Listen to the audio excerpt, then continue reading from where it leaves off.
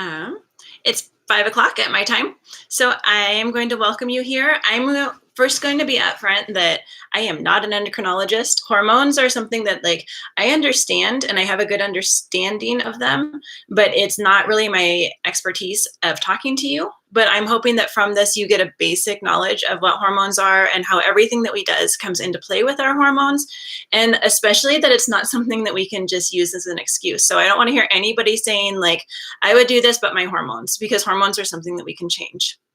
So we're going to talk about little changes that we can make in our endocrine system, which is our hormone system, and how they really play a role in our body and how they work.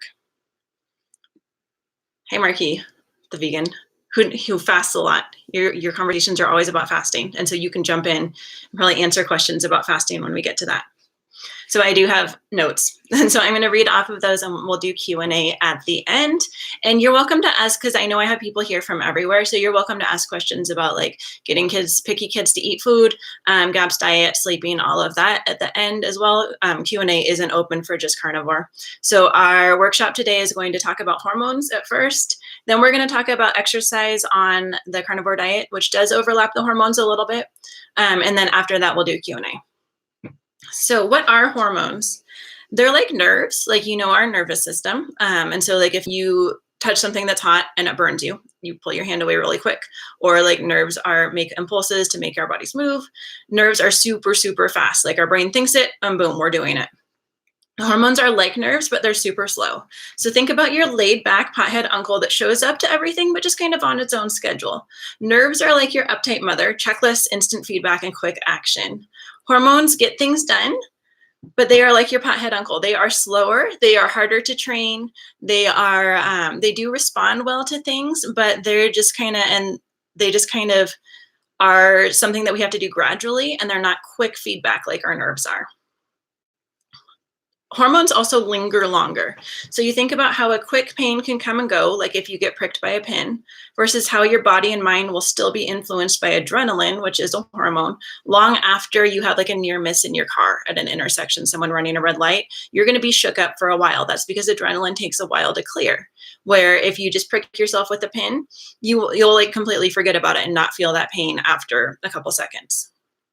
It's important to take care of our hormones on a daily basis by providing the right nutrients that we need to make our hormones, avoiding overstimulating hormones that aren't doing what we want.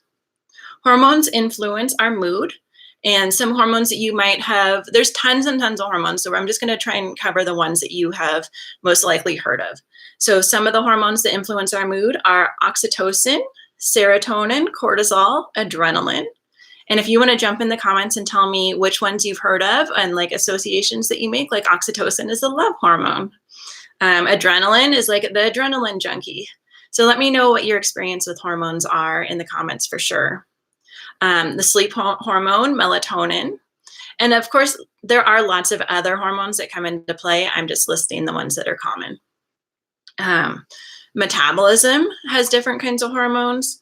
Hunger, including ghrelin. Sorry, I thought I knew how to say that, and I don't. And insulin. Growth hormones are something that we have while we're growing as children, but they're also something that we use and provide a lot of benefit as adults as well. And yes, our fertility and sex drive is regulated by hormones.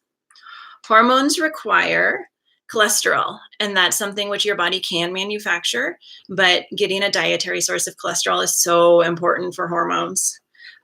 Some hormones require different amounts of light and dark. Some hormones require exercise and movement.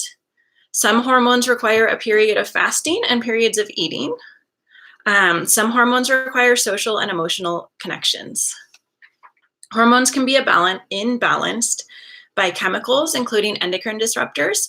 And I linked down below to the environmental working group, and they've talked a lot about endocrine disruptors, different things that we are exposed to that affect our hormones. And this is something that I don't want people to discount, is sometimes we feel oh, we have a detoxification system. We can just bathe in all of this stuff that we know is horrible for us. It's not going to work. So plastics, I think it's phthalates in plastics that make the plastic really flexible. BPA that's in can linings and also makes plastic flexible. All of those are known chemical or hormone disruptors. And so that's something that if you feel like your hormones are off, like you're moody, you're PMSing really bad, like estrogen dominance, you have a hard time losing weight, you're hungry all the time, those hormone disruptors definitely can play a part in that. So chemicals, endocrine disruptors, heavy metals, arsenic, mercury, lead. Lead is something that's still causing a lot of problems in people's hormones. And once you can get the lead out, you can get the heavy metals out, your hormones can balance again. Um, Heavy metals, pathogenic bacteria like candida, which is yeast. So a lot of people, it's kind of like, I always felt like everyone blamed everything on yeast. We had gone to the naturopath and they said we had too much yeast. I'm just like, we eat fine. Like, I'm sure our yeast is fine. And then I'm finding out now that no, like once I get the yeast under control, and the yeast candida overgrowth is something that can be linked with estrogen dominance. And so if you are a female and you have really hard cycles or you have really bad PMS, that a lot of times is linked to candida overgrowth. And so the pathogenic bacteria in your gut or wherever they've populated in your whole body, in your bloodstream, they can send out signals to promote hormones. And so if your candida in your body, which is not even your own body, it's something inside your body, is sending out signals to your hormone system to produce more estrogen, then that's a reason why we can have like a hard time having periods, or we can have a hard time regulating our cycle. There's just so much that goes into play, and there's really nothing that is just isolated on its own. Like, oh, if I have a candida overgrowth, my only problem will be yeast infections. That's not true. It's like the pathogenic bacteria, the good bacteria, they all play a role in everything. Your hormones play a role in what bacteria can take up over your body. So if you have a hormone like you have too much of a certain hormone because you've taken it, like supplemented with it, or for whatever reason your body is producing too much or not enough of it, that will impact the kind of bacteria that are populating your gut and helping you digest your food. So it's all interrelated. Pathogenic bacteria like candida, for estrogen dominance with men, like if you're not growing facial hair like you think you should, or you're having a hard time losing weight, that can be a sign of estrogen dominance.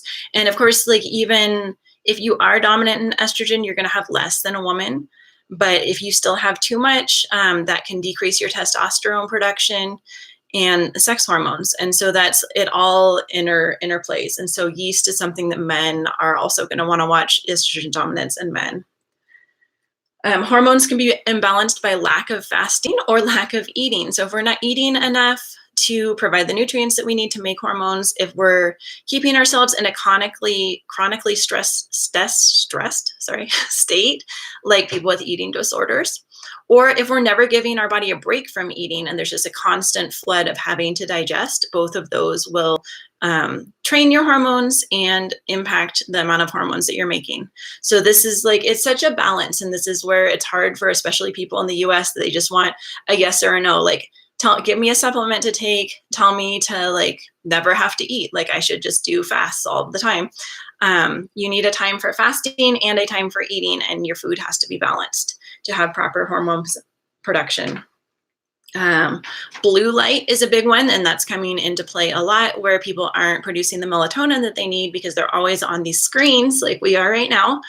Flex is something, I should have put that in the notes, but Flex is something that you can add, and it's an extension, I think, for Chrome, and it will make a amber, someone can probably explain this better in the comments, but it turns your screen like orange and it prevents all that blue light. So blue light interferes with your production of melatonin, which is another hormone. And so the solution, if you're not making enough melatonin, is not to take melatonin pills. That's something that you can use as a temporary solution, but you want to get to the bottom of it. Like, why is your body not making enough melatonin? So melatonin is important to wake up and get lots of sunlight, which means we have to leave our house, leave our computer screens. It's important to limit blue light. It's important to have a dark sleep environment. We know all of this stuff. Like, we kind of know how important, or we know that this stuff is all good for us. But there's a tendency to not do any of this little stuff, like the free stuff, like going to get sunlight on your 10-minute break in the morning instead of staying inside and scrolling through your phone, is a great way to help balance your hormones. But a lot of times that we don't want to do those little things that make the big difference. We just want to take a pill. So we want to take melatonin at night so we get knocked out and go to sleep. What we really need is known to all of us, but a balanced life provides balanced hormones and a body that does what it needs to. I'll scroll up through, I can see you guys leaving comments. I'm going through this because I want to make sure that I hit all of this, especially since hormones aren't something that I know a ton about, but I will scroll up and grab the questions when I can. Hormones can compete and influence each other. Adrenaline competes with oxytocin. Like women that have taken natural childbirth classes, we know if you're coming from a holistic mindset, oxytocin is the hormone that it's both the love hormone that like you feel when you give someone that you love a hug, but it's also what brings the baby out. And so if you are in a stress state, if you're producing adrenaline, if you're not safe, your body will not produce the oxytocin it needs to give birth. And so hormones can compete with each other. So in general, like there should be a little bit of push and pull, but if one is way dominant, it means that another one is probably going to be way lacking. So adrenaline competes with oxytocin. Insulin, the fat storing hormone, competes with growth hormone, which stimulates muscle growth and lean body mass growth and actually burning fat. Adrenaline competes with melatonin again. Adrenaline kind of like for good reason. If you have a reason to have adrenaline, like tigers chasing you, that should be your priority. And so it'll keep you from sleeping. It'll keep you from having a baby. It'll keep you from probably engaging in like love type activities. If you have adrenaline, that's like your body's priority. So it's going to dilute out everything else. So when you're thinking about hormones, think about how your uptight mom can either be stressed out and go into hyperdrive because of your lazy uncle's laid backness, or she can absorb some of the laid backness and relax a bit. So hormones can either kind of pull and both try to go at extremes, or they can sort of balance each other out. And that's what we're going for, is the balancing each other out. The same is true for our hormones. Different amounts of different hormones will work together in different ways. Hunger hormones, and this is really exciting to me because there's so much in the advertising that says that if you're hungry, you have to eat. You're only going to get more and more hungry. Hunger hormones can be trained. And this is what I've done with my kids. And I talk about it in our picky eating solution a lot, is that I feed my kids at three times a day, and I feed them at the same time 3 times a day. They're hungry those 3 times. And so they sit down and they eat their food, and they're able to take a break from eating the rest of the day and focus on other things. So a lot of us that just have the habit of snacking, all day long, even if it's healthy food that we're snacking on, we have that constant thing of our bodies like, okay, we're going to eat all day long. And so it secretes this hunger hormone all day long.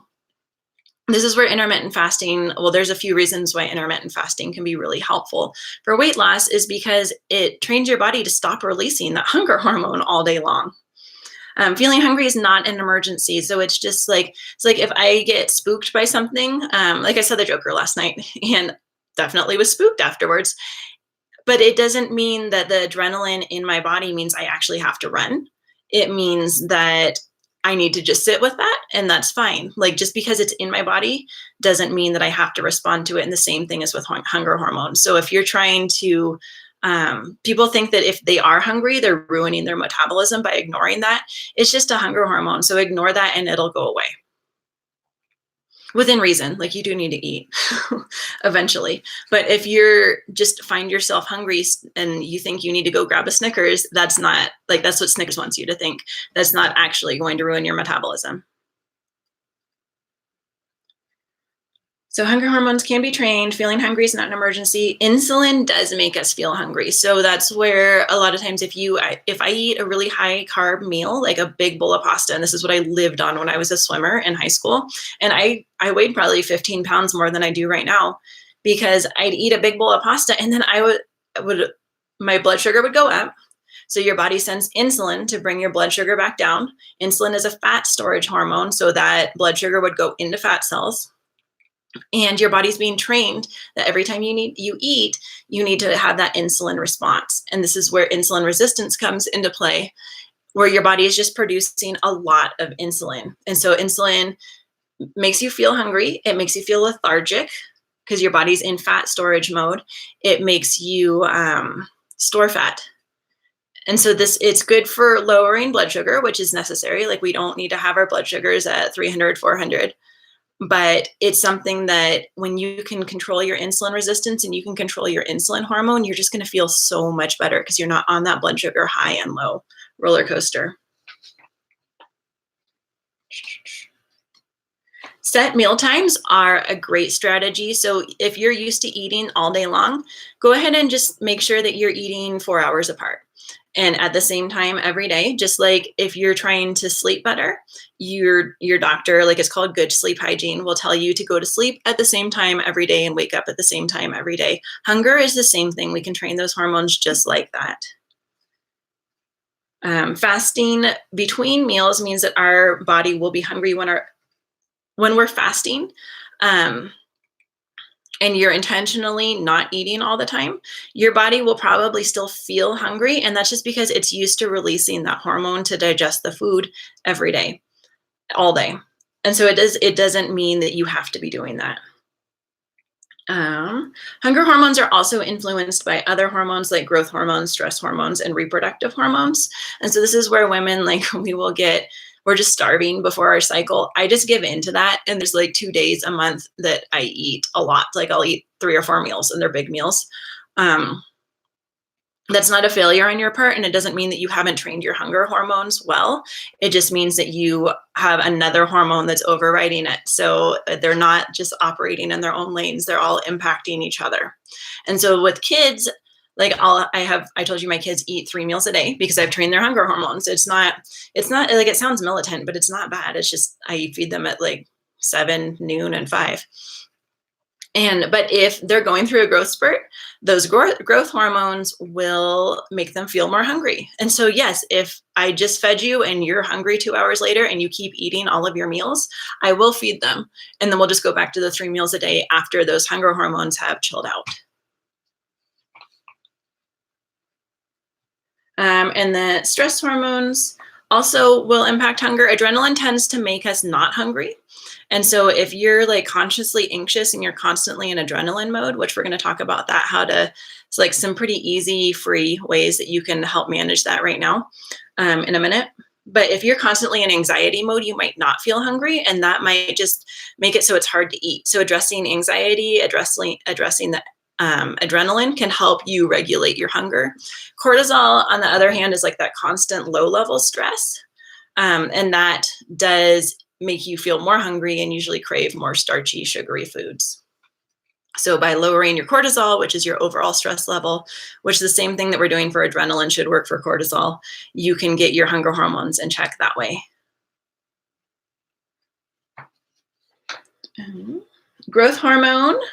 We're going to cover a few different sets of hormones right now. So growth hormone is a pretty cool one. It encourages the growth of lean body mass. It discourages fat accumulation. So it encourages you to build muscle and everything else like blood and stuff that you need for lean body mass. It discourages fat accumulation. It provides a general sense of well-being. This is documented in the studies. If you look on PubMed, they correlate a lot of the growth hormone with a general sense of well-being. It's increased by intermittent fasting, being in ketosis, protein, and fat. So carnivore diet is perfect, high in protein, high in fat. Ketogenic diet is generally very good for growth hormone. And growth hormone, don't be worried. If you're a woman, you can see I don't have tons of muscle. We're just not going to bulk up. Men will a little bit more. You'll be able to put on muscle, but it's just you're going to run warmer, having more muscle on you. You just feel better having a little bit more of that growth hormone in you. But don't be afraid that you're going to turn into a bodybuilder. We're not going to do that.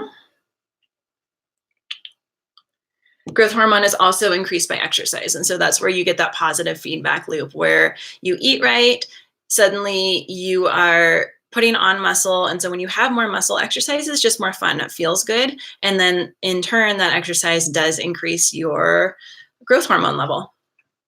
Stress hormones like cortisol and adrenaline they're good in the morning. So stress hormones are something that we might think I want to get my stress hormone level to 0. You don't. That's where we get motivation from.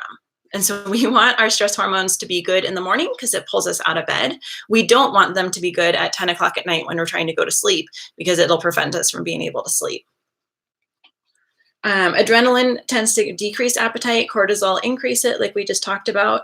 Pathogenic bacteria, so having the bad bugs in your gut can stimulate both cortisol and adrenaline, and they also inhibit serotonin, which we'll get to in a second, and dopamine. So they can do different things. You have, even if you're eating all meat, like you don't need to be eating, I don't know why they say this, you don't need to be eating fiber to have good gut flora.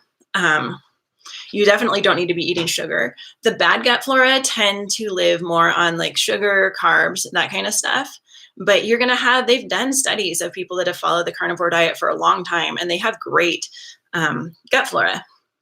And so this is where your gut flora can influence your hormones, especially your stress hormones. And so if your gut is sending out signals, or the microorganisms in your gut are sending out signals into your body to produce the stress hormones, you're just going to have that stress response. And so getting those microbiome under control and balanced is a great way to limit your stress hormones.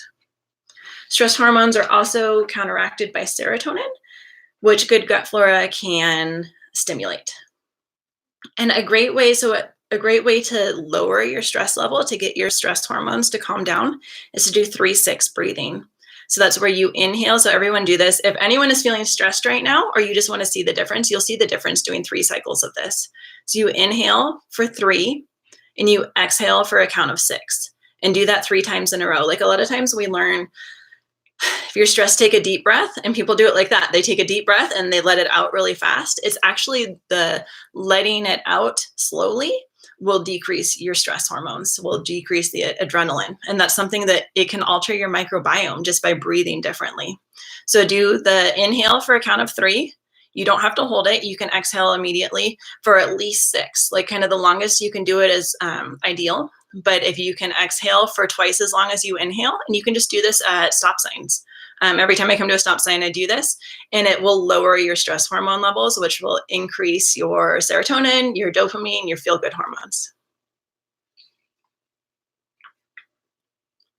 So hormones, there is no judgment associated with hormones. They all have a place. It's not that one is good and one is bad. It's just that we need a balance of them. They're everything we do. It sounds simple, but it's important to keep in mind everything that we do will contribute to our overall health and our overall hormones. They do require nutrition, especially omega-3 fatty acids, cholesterol, and other fats, avoidance of toxins, making sure that we get rest, making sure that we get social interaction, exercise, light, and dark. They compete with each other, so you can't just have an excess of one that you think is good without having something else or quite a few other things affected. They don't operate independently. Individual hormones are a Band-Aid fix. Insulin is a big one, but there's others like SSRIs, antidepressants, that encourage you to not process out serotonin, SSRIs. If you're not processing out your serotonin, other hormones are going to be impacted like that. Insulin, if you need to get your blood sugar down, which you absolutely do, you can't have your blood sugar completely out of control. But it's better to just stop putting the carbs in than to add more insulin on top, because insulin is our fat storing hormone. Insulin will make you hungry and it will make you unhappy. It's just like side effects of having too much insulin. Vitamin D3 is a hormone, and that's where people are kind of willy-nilly. I have it, D3, and I do supplement with it because it's so dark here in the winter. But D3 is a hormone, and it's important to keep that in mind. It's not like if you're taking D3 or you're taking melatonin, it's not something that you can just take as much as you want and not think it's not going to impact other things. So it's something you're going to want to weigh carefully. Taking melatonin, same thing. People that take extra growth hormone, it would definitely be better to get growth hormone from intermittent fasting and eating a diet that's high in protein and fat than it would be to just inject it. I think it's injectables is what people take. You cannot just take one extra without impacting the entire balance of your endocrine system and then kind of cascading onto your microbiome as well. So that's what we've got for hormones. I'm going to scroll through really quick, and then we will do exercise. Our exercise segment of this is quite a bit smaller than the hormone one. See if there's if anyone has hormone questions, if you guys can ask them right now, I will try to get to those. Exercise for growth hormone compound movements like squats, deadlift, kettlebell swings, and bench press. I love that. Yes. Build those muscles and your body will be stimulated.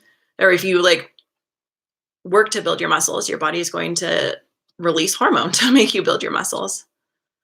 Hunger is the first element of self-discipline. If you control what you eat and drink, you can control everything else within reason. Yeah.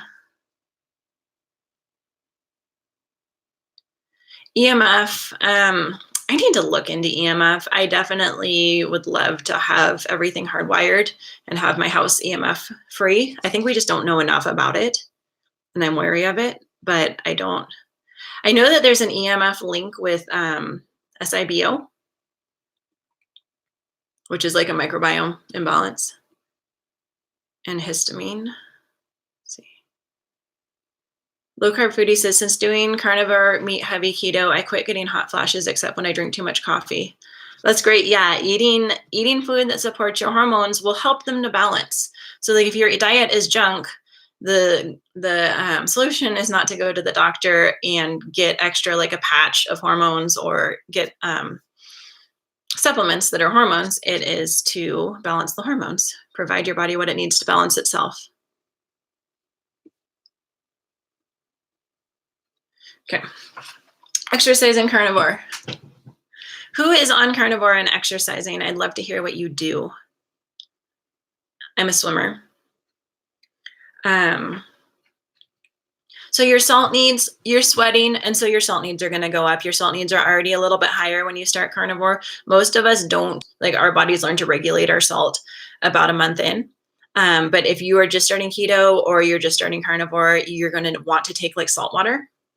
Or you can do what's called like keto aid, or I think some people call it snake juice, is magnesium citrate, which is like natural calm.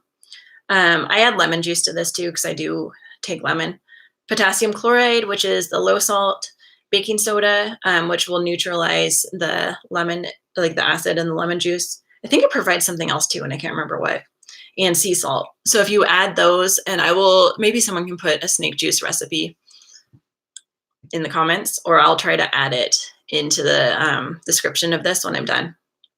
But that is a great way to replace all of the electrolytes that you're losing with exercise. And so even if you feel like you're not exercising hard, like if you're not sweating, when our respiration rate has increased, we're losing actually quite a bit of stuff from our breathing. Yeah, water with a teaspoon of lemon and a quarter teaspoon of sea salt. I like that too.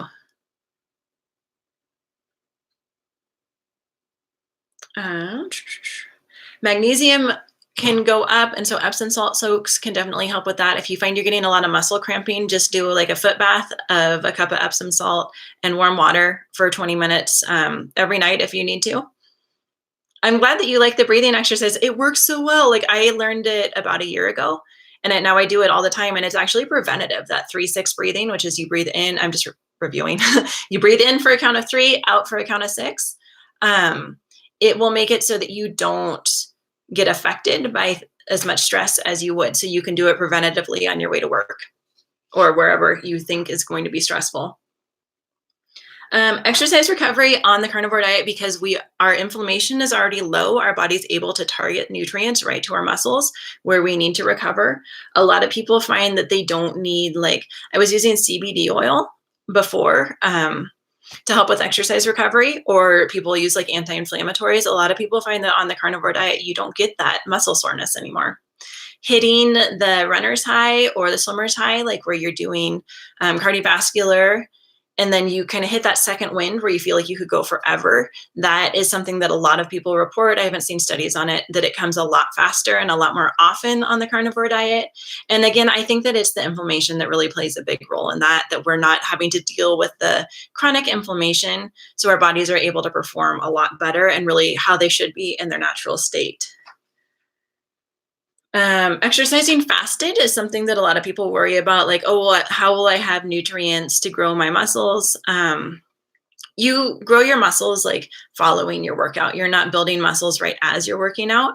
So your muscles are building following your workout. And so eventually you will eat. And for energy, you have, like, everyone has fat stores. Even if you're at a healthy body weight, you're going to have a certain amount of fat on your body that your body can pull out for energy.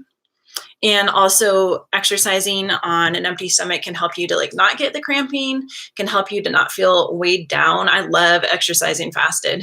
And that's something that even with longer fasts, like 40, you'll find that exercising still goes really well for them. Exercise does naturally decrease appetite. And so if you're trying to intermittent fast, maybe just switching your workout so that you're doing a jog in the morning, and then you'll be able to go longer, because it does naturally, like, people, it's like a it's from the commercials that people feel like they need to be constantly eating as they exercise or they won't have energy to exercise.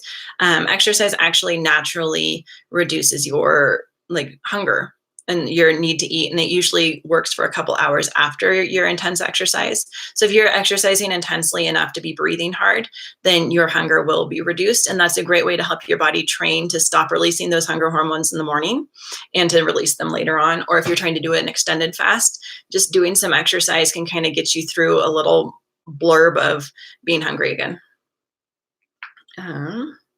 Exercise will cause weight gain through inflammation, but this is good. So when you exercise, you might find that the next day the scale jumps up a couple pounds. That's just because, like, into your muscles, they've been torn a little bit because you were working them hard. Your body's sending nutrients, and with those nutrients comes a bunch of water.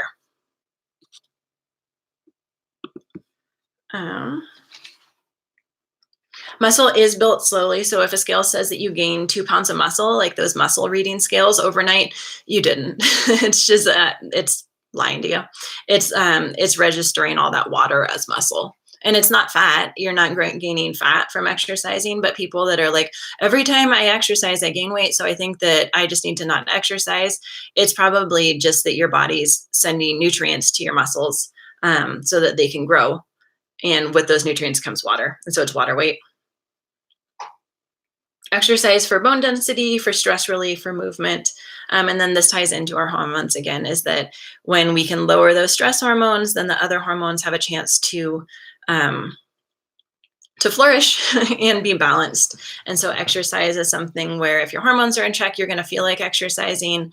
A lot of us just like suddenly get a ton of motivation to exercise on the carnivore diet. I'm kind of naturally not a huge exerciser, but I'm like down on the floor showing my kids how to do push-ups and picking up the kettlebells and jogging while I take the dog for a walk on carnivore. And it's just because I have all those nutrients. My body's not fighting all of the anti-nutrients, and I'm able to do what my body is actually intended to do, which healthy bodies should crave healthy exercise.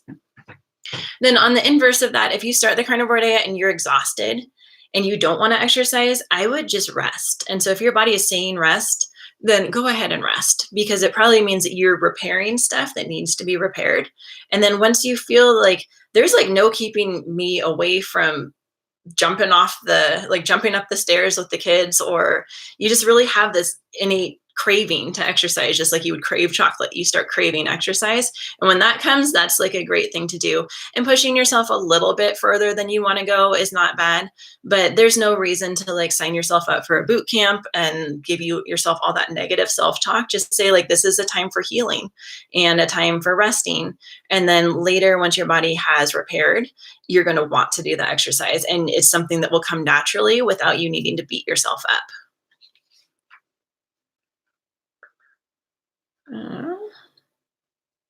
Exercise is also not necessary for weight loss. So that's something that a lot of people ask. If you can lose weight on the carnivore diet without doing any exercise, you absolutely can. Like, exercise is something that's good for stress relief. It's good for hormones. It's good to go get some fresh air and expose your body to fresh air and get away from the electronics. But it's not something that you need to do to lose weight. So, after all of this, from the hormones and from the exercise portion, I'd like you to focus on what you can control. So, a lot of times people just get bogged down saying, like, oh, I can't afford the gym. I can't, or I'm too tired to do this after work. I have hormone problems, and that's why I have acne, and that's why I have weight gain. But everybody should be able to go outside in the sun and go get some fresh air in the sun and expose your body to that morning light, and that will help your melatonin production. That will decrease your stress. You can do the 3-6 breathing.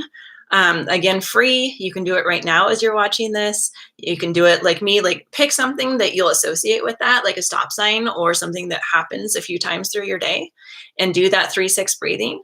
And you're going to start balancing your hormones. And once you get one thing balanced, you're going to just notice that everything else starts to come into balance as well. Like not only your hormones, but your microbiome, what you're craving to eat, and all of that. And so once you can improve your mood, if you can just do that 1% change, you'll find that it just keeps building on.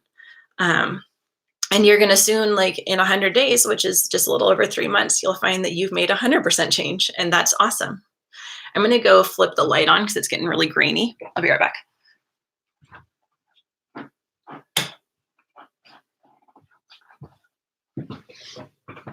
It's so dark in Montana. Quickly. It gets so dark so quickly. Hi, Jeff. We should have the replay posted. So I'm going to scroll through and see what your guys' questions are. And you are free to ask questions about whatever you'd like. Gab's diet is okay too. Picky kids, autism, all that good stuff.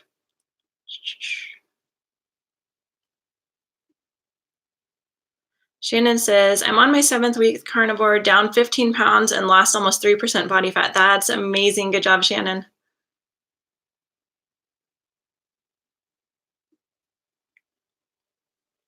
Nikki, this is her first time on a live. Welcome, Nikki. 4th day on carnivore after 4 months of keto. 4 days on carnivore is when I saw a huge difference after about that much of keto. So I'm hoping you're seeing great differences.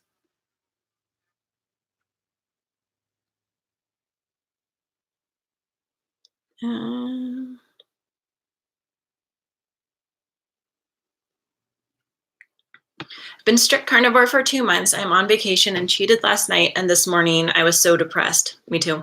Like I wake up in the morning super depressed. And that's like, I smile a lot, but I have a huge problem with depression. That's like one of my major things. And one of the reasons I do carnivore diet. Depression can manifest itself. And we're going to talk about mental health and carnivore next week. But depression can manifest itself in a lot of different ways. So it can be like negative self-talk. So you can put on a smile because you know that's what people want from you. But you're just not having a good conversation with yourself in your head. That can be depression. Lack of motivation can be depression. It can show up in a lot of really different ways other than just looking sad all the time.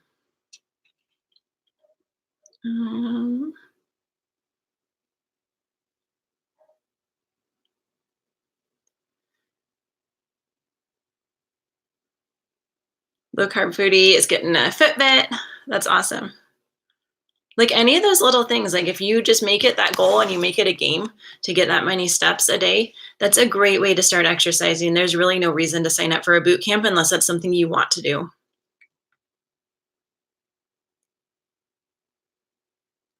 EMF we already covered. I don't know.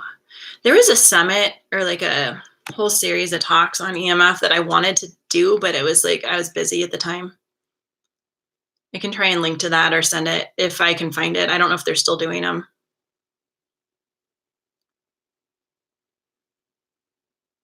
Ashley says, I find myself hungry in the morning once or twice, but it goes away if I have a glass of water with pink salt or a cup of coffee. Then I don't feel hungry even when it's time to eat a late lunch. Yeah, hunger hormones can definitely be trained. And that's something that I feel like a lot of people are missing out on. It's like you like listen to your body, yes, but sometimes your body lies and then ignore it. And it's just because we trained it to lie. It's not because your body is dysfunctional. I have a teaspoon of sugar in coffee once a day. The only carbs I have. Is that a problem for insulin? Someone can probably jump in that knows more about insulin resistance than I do. Hillary, I think you're in my group, the Facebook group, which is down below. And I would say yes. Like a teaspoon of sugar is definitely going to spike your insulin. And so if you're trying to get the insulin resistance to knock it off, I would cut that out. And just, you can learn to like coffee black. You'd be okay. Stevia, erythritol, I think, and stevia, I don't know about allulose, but I think they can both, in some people, not all, stimulate an insulin response.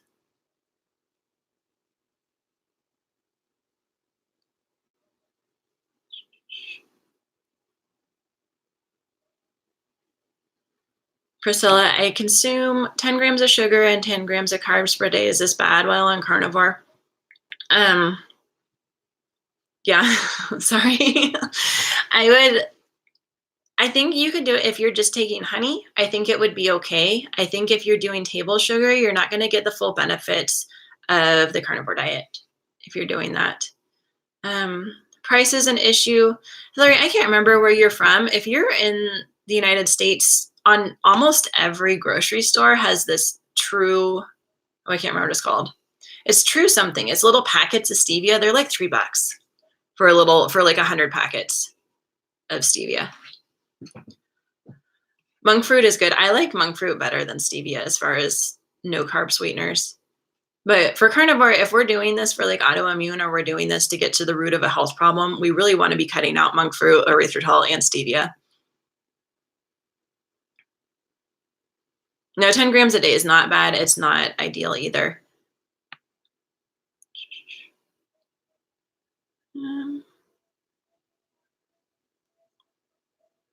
Still going through questions here.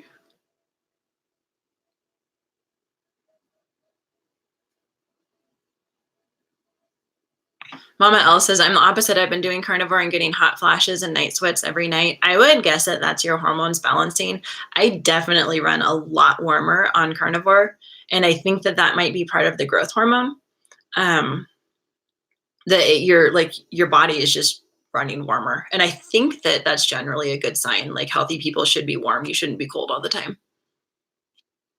But it can come from different ways. So if you're warm because you're carrying an extra 50 pounds of body fat, then that's not indicative of health. But if you're warm because your hormone level is causing you to be evenly warm, not hot flashes, but evenly warm, then I would think that's a good thing.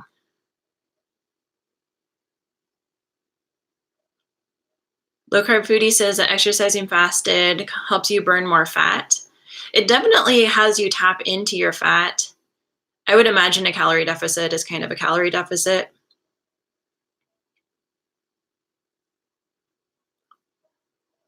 Oops.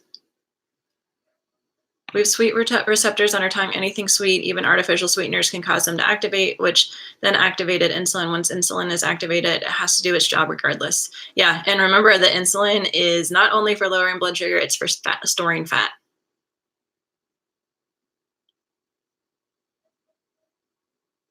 As I can see, Style Dragon, you are moderating for me. Thank you. I appreciate it. See, we get like these little random people that look for Facebook Lives or whatever we are, YouTube Lives.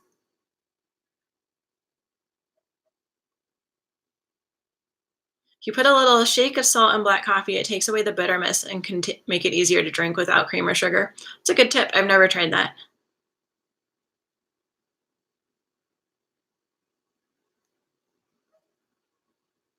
Apparently that guy, okay, we can just, for people that moderate, in the beginning, before we start, I always ask for moderators. You can hide a user. So he's hidden now. He's apparently causing all sorts of problems.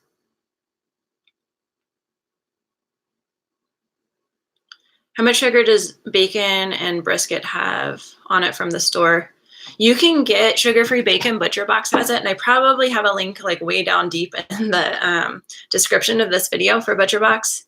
So, and I think Applegate has a sugar-free bacon. Brisket shouldn't have any sugar unless it already has a rub on it. Are turmeric lattes with milk bad? They're not bad. They're not carnivore. I would probably, unless if you're doing the seasonings version of carnivore, then turmeric is fine to keep in. But if you are like only using salt to season your food, I would probably avoid them. How does the carnivore diet affect the libido in women?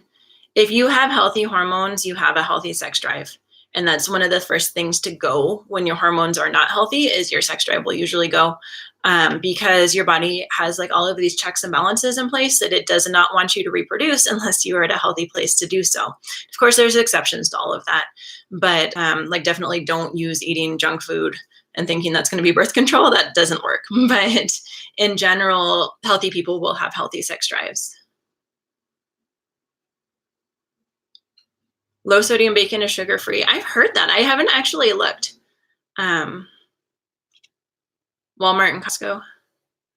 Turmeric's high in oxalates. Yeah, I believe it. Jeff says he lost all his taste for bacon on carnivore.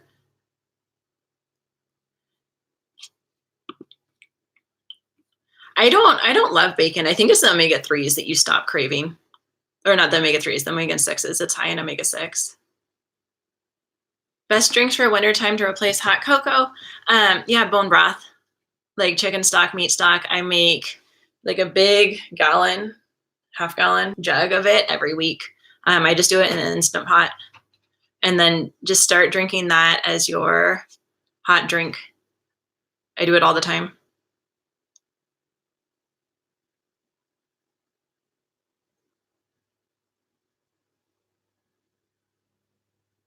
Jeff, did you try the DLPA to quit coffee?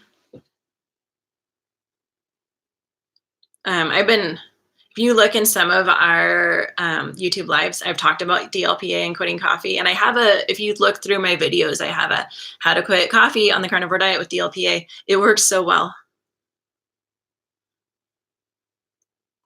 Is an air fryer worth it? I think it depends on how much counter space you have. Mine's in storage right now because we're in a temporary house and I don't have very much counter space. And it didn't make it here. So it depends on, some people love it though. I use my Instant Pot way more than I use my air fryer ever, but some people are the opposite.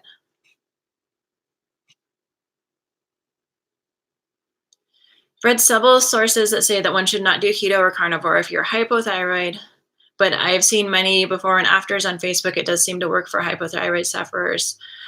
I think that part of the reason why they say that for thyroid is that when you lose weight, if you're losing weight quickly, your thyroid will naturally slow down a little bit. But so if you just lose weight slowly, like eat enough calories that you're not losing weight quickly and you won't make your thyroid slow down. But it's just because on keto and carnivore, we lose weight so fast because it's such an easy way to lose weight because we feel so satiated that it will make our thyroids dip a little bit. And that's what people get nervous about. Like every time I lose weight, like my hair starts coming out, like I'll fill up my brush, like not bad, but just I can tell that I'm losing weight because I have a lot of more hair in my hairbrush. And that's a sign that your thyroid is being low. But it's going to happen no matter what way you're losing weight. So if you're losing weight by calorie restriction and you're eating the standard American diet, you're still going to make your thyroid low. So I think people just confuse that. They're just like, oh, well, my thyroid went down. Well, it's just because you lost weight really fast. How do you get enough calcium with no dairy? So I'll just refer you to two doctors that do carnivore. So Sean Baker, he says that the amount of calcium that's present in muscle meat is like the optimal amount for your body. And it's like optimally absorbed. And so I kind of just go with that. I don't supplement calcium. Paul Salandino says to do the eggshell thing. And I do the eggshell thing for the cat, which is where you save your eggshells and I'll wait till I have like a dozen of them and then and then bake them. So you're killing off any of the gross stuff and then use a mortar and pestle to grind them. And so then about like half or one eggshell worth of that powder a day is supposed to be the optimal amount of calcium for you. Calcium is one of those things where it displaces other minerals. And so people will end up with like kidney stones from taking calcium because it displaced whatever else was supposed to bind to it. So I tend to not supplement with calcium. My bones seem fine. My kids are all growing. We did dairy free for a long time with no calcium supplementation.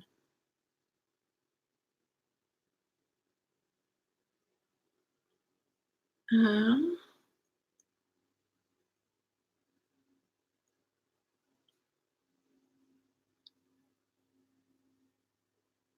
Whole Foods brisket has sugar. It probably has a rub on it then. It shouldn't have sugar if it's just the meat.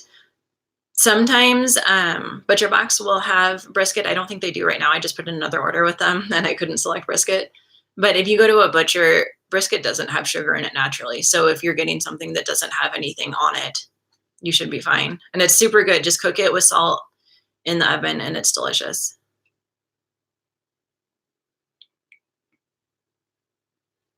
All right, looks like we're slowing down. So you guys can jump in with questions real quick if you want, or I'm going to go in a minute. But it's good to see you. Next week is our last workshop for the Carnivore Challenge. And so I would love to have you. If you haven't signed up for the challenge, sign up down below. You'll get on my email list. If I'm emailing you too much, just click that once a week option and you won't get emails from me every day.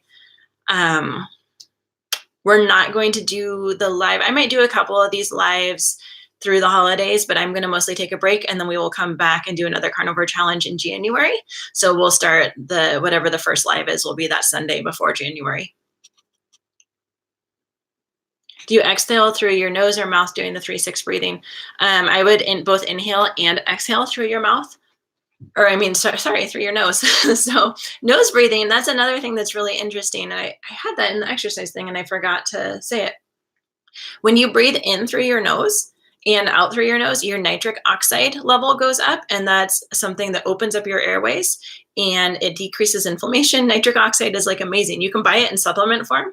But if you just breathe through your nose, and you can see I have a video from like over a year ago on mouth taping and training your body to breathe through your nose. You should really just be using your mouth for talking. But if you do most of your breathing through your nose, that will just like help balance your hormones as well and contribute to feeling good and having open airways.